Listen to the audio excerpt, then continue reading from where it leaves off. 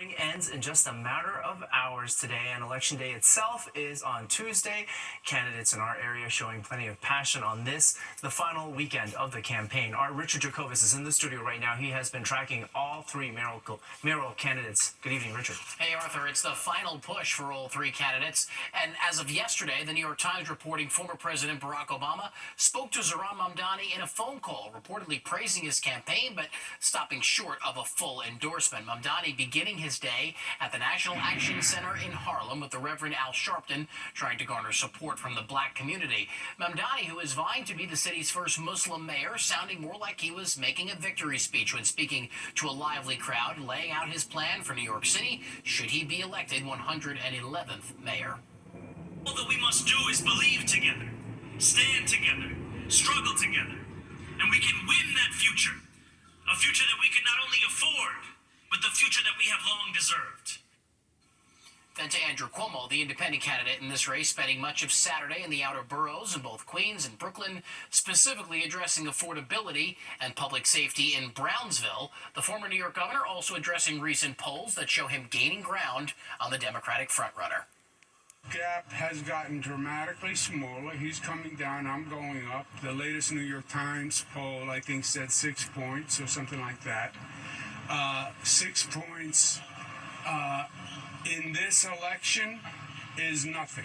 First of all, the polls have been off from the primary. So take it all with 3 grains of salt. And for GOP candidate Curtis Sliwa, who's still polling last, he spent the day on Saturday across all 5 boroughs, including here, speaking on Staten Island. Sliwa talking about his #1 issue in this race, safety, along with trying to rally a historically conservative borough. This is an election that will not be determined by billionaires, influencers, or insiders, but you, the people. The blue-collar working class that are not represented, not by Zohran, not by Andrew and his influencers and billionaire friends, but by the son of blue-collar working class parents like all of you. All 3 candidates campaigning hard as more than 500,000 voters have cast their ballots in early voting. Arthur. Thank you very much, Richard. Now, Fox 5 continues covering every angle of the upcoming elections. Watch Politics Unusual. That's Fridays at 6:30, and Battleground NYC, The Fight for Your Vote, hosted by SE Cup.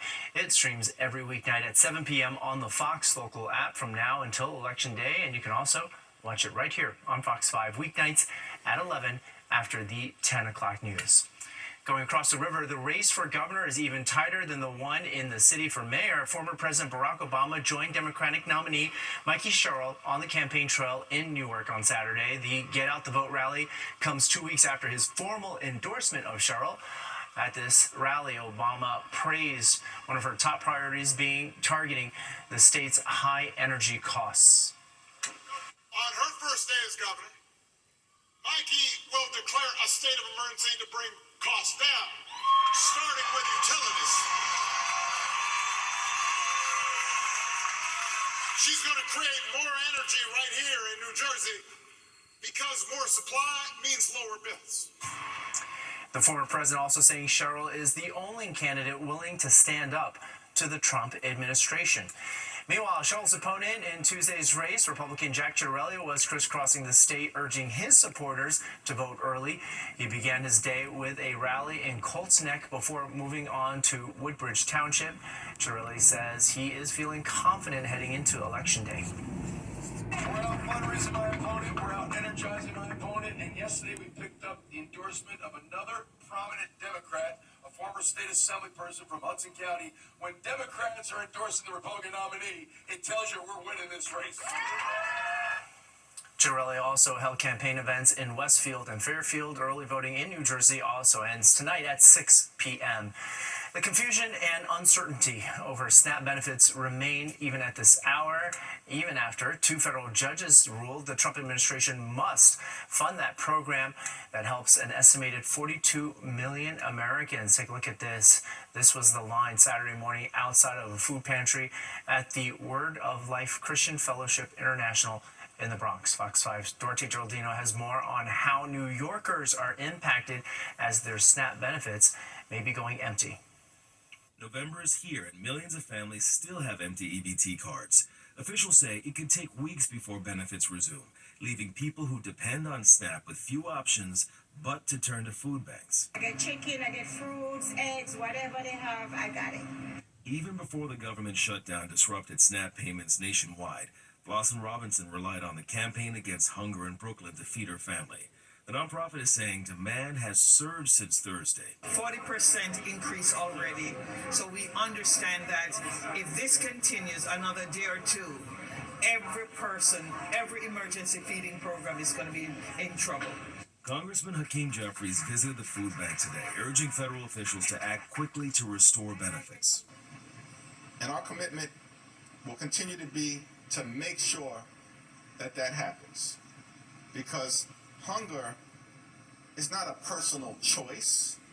It's a result of challenges, hardship, and inequality in a society that should never exist. 2 federal judges have ordered the administration to use roughly $5 to $6 billion in emergency funds to reload EBT cards for the more than 40 million Americans who rely on food assistance.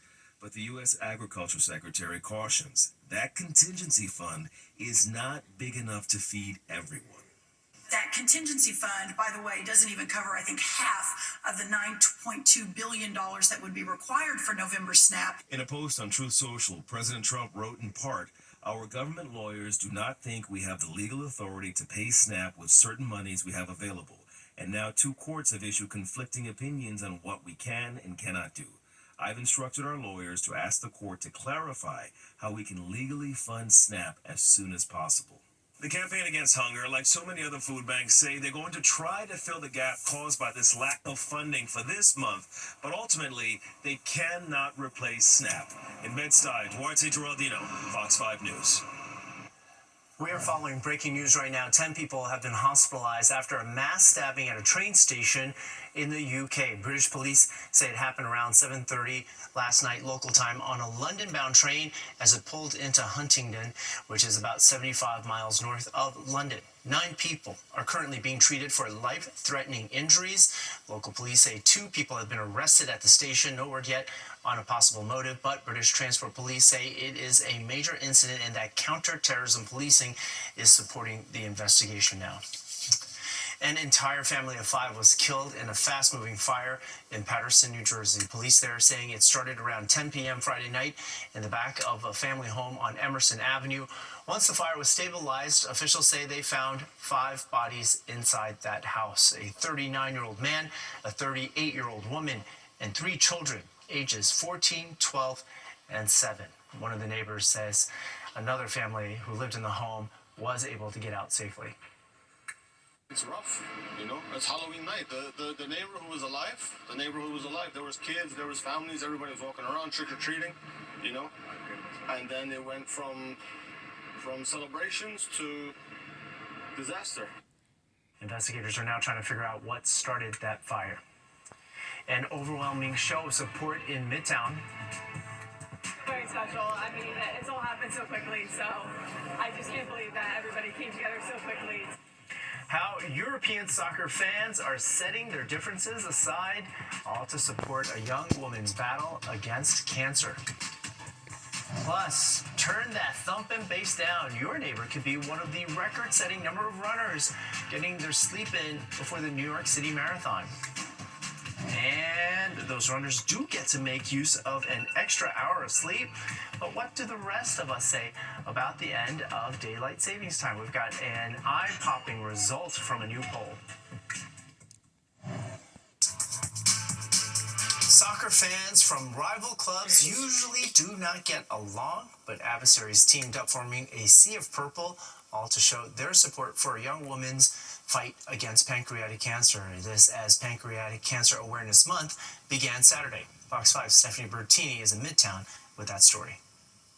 An overwhelming show of love and support for Lily Green, a young woman battling pancreatic cancer. It makes me feel very special. I mean, it's all happened so quickly, so I just can't believe that everybody came together so quickly to pull something like this off for me. Lily's father, Jimmy, is a member of QPR NYC, an official supporters group of Queen's Park Rangers Football Club in West London, England. The group raising money for Lily's family as they deal with her recent diagnosis, selling t-shirts for $15 with all proceeds to be donated to the family. And on this first day of Pancreatic Cancer Awareness Month, the global QPR family and supporters of rival teams coming together here at the Football Factory, a bar where they're usually united by their love for football or soccer, turning into a support campaign place for Lily. This is just amazing. Like I come here every week for QPR NYC, and there's like 5 or 6 of us, and all the other teams who are here, they don't know me, they don't know Lily, but they know of me and give me a wave. But for everyone to come together to this day has just been absolutely amazing. Lily's mother moved deeply in gratitude. Thank you. Lily was diagnosed about 6 weeks ago, just as she was about to begin clinical fieldwork, the final step in completing her master's degree in occupational therapy. I was just finishing up school and continuing on with my life, and it just came out of nowhere. She just turned 24 before her birthday. What she says started as stomach pain turned into a battle with stage 4 cancer. The family is now heading through a new emotional and financial strain.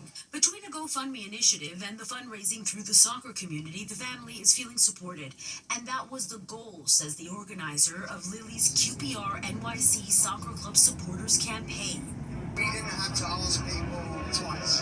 We had people coming to us saying, how can we get involved? In the crowd, retired QPR player Don Shanks. Anybody who's going through difficult times, as soccer players, football players, we want to help. And Lily as well, it's nice everybody's here. It's a great turnout, so I hope we can raise some funds and do some nice things.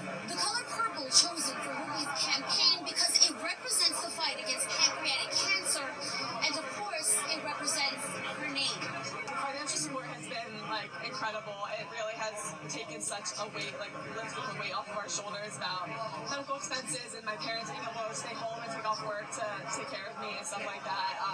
It's definitely made the whole situation so much easier for all of us to deal with. I mean, we're a family of 5, so siblings, yes. And the entire Green family feeling love and support thanks to their soccer family. Stephanie Bertini, Fox 5 News.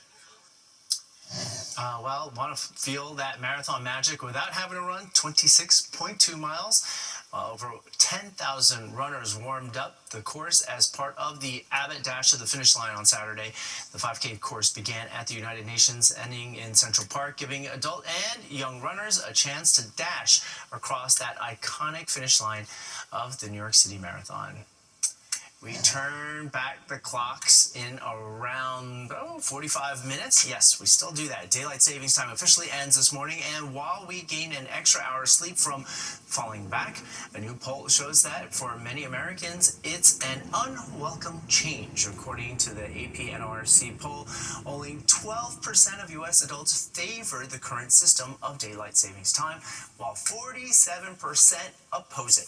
40% are neutral. Daylight savings time returns all the way on March 8th. Let's take a live look outside in the meantime, as we are just hours away from that start of the marathon. The weather is looking like it will be good for people who want to enjoy this grueling race. Let's check in now with meteorologist Audrey Puente. Good evening, Audrey. Right, enjoy and grueling. Do they really go in the same sentence? Not so sure, but it's going to be an enjoyable day, definitely for runners and spectators, because the weather will be decent for a marathon run, for sure. 58 degrees was the high temperature we got to here on our Saturday, the low temperature of 48. But what's interesting on this chart here is the sunset time. It was at 5:52. Tomorrow, rather today, it's now Sunday, it'll be at 4:51 p.m. because we are going to be changing the clocks in just a short time here. At 2 a.m. we set them back 1 hour, giving us an extra hour of sleep. However, our days will appearing to become shorter because the sunset will be earlier. And the next time we spring forward will be on March 8th of next year. So right now we're sitting at 48 degrees. That's our recorded low in Central Park so far. 47 in Islip, 46 in East Hampton. We're now down in the 30s up towards Poughkeepsie, Monticello, and Sussex, and all of these temperatures are colder than they were at this time yesterday. Now we do have a freeze advisory for parts of New Jersey, Middlesex, Monmouth, and Ocean counties, and our winds not too bad. They've been blustery for the last couple of days, but now they've lightened up somewhat, and that will be the trend as we go into tomorrow, which is actually good news for the runners at the New York City Marathon. We have partly cloudy skies skies out there right now, and that's how we'll start out our day as soon as the sun rises later on. We do have a swath of rain coming through the Tennessee Valley. That's going to dive to our south. There's a cold front approaching from Canada. That could squeeze out a few showers north of the city as we go into Monday. But tomorrow, we're looking good. Mostly sunny skies after a few morning clouds. High pressure will keep things nice and dry for our Sunday. And then on Monday, like I mentioned, we do have a front that'll pass to the north. That could squeeze out a shower in the Hudson Valley. So the marathon weather looks good for runners and spectators. We'll have temperatures mostly in the 50s with plenty of sunshine. We'll be at 61 on Monday. Election day looks good. Weather shouldn't hinder you from going to the polls. And on Wednesday, we do have a chance of rain in the evening, and it will stay in the 50s as we round out the upcoming week. Arthur? Thanks, Audrey. Well, speaking of marathons, I think we just witnessed one. Jennifer Williams is here with more on what turned out to be an epic World Series. Hey, Jen. Hey, Arthur. Game 7 of the 2025 World Series delivered on the hype and then some. It was absolute cinema that had fans thanking the baseball gods. From extra innings to a come-from-behind win to heroics on both sides of the ball. But in the end, one team will have to continue to wait to hoist the hardware while the dominance of the other continues. I'll have more after the break. Well, it's a good thing for Eli Manning that Halloween is behind us. We do get to start looking forward to Thanksgiving, and we're going to be giving you a sneak peek at the never-before-seen balloons getting ready to make their debut at the world-famous Macy's Parade. Here's your first look at this lineup. The Macy's Thanksgiving Day Parade debuting 4 new balloons Saturday. That's Buzz Lightyear. There's also Mario, Pac-Man, and Shrek's Onion Carriage. The balloons were inflated during Macy's annual Balloon Fest in East Rutherford. The event allows Macy's flight management team to get an outdoor trial run in before the upcoming 99th Macy's Thanksgiving Day Parade. Set your calendar for it, Thursday, November 27th. And that is all we've got for tonight. Thanks so much for joining us. I'm Arthur Chien.